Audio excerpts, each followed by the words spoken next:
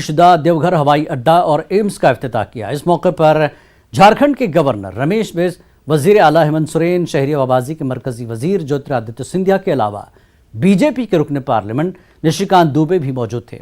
इस मौके पर पीएम मोदी ने अवामी जलसे से खिताब भी किया और बाद में रोड शो में शिरकत की।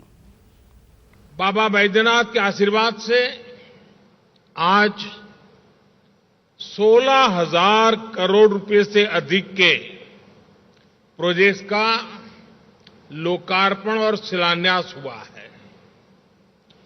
इनसे झारखंड के आधुनिक कनेक्टिविटी, ऊर्जा, स्वास्थ्य, आस्था और पर्यटन को बहुत अधिक बल मिलने वाला है। हम सभी ने देवघर एयरपोर्ट को और देवघर एम्स, इसका सपना लंबे समय से देखा है। ये सपना भी अब साकार हो रहा है। साथियों, इन प्रोजेक्ट से झारखंड के लाखों लोगों का जीवन तो आसान होगा ही, व्यापार कारोबार के लिए, टूरिज्म के लिए, रोजगार स्वरोजगार के लिए भी अनेक नए अवसर बनेंगे।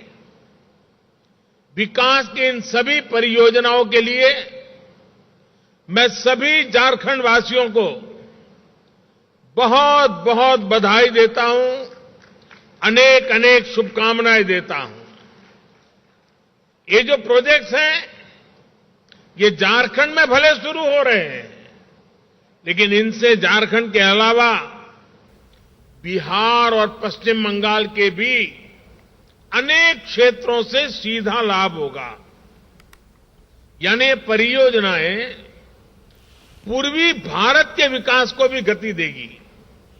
साथियों, राज्यों के विकास से राष्ट्र का विकास, देश पिछले 8 वर्षों से इसी सोच के साथ काम कर रहा है। पिछले 8 वर्षों में हाईवेज, रेलवेज,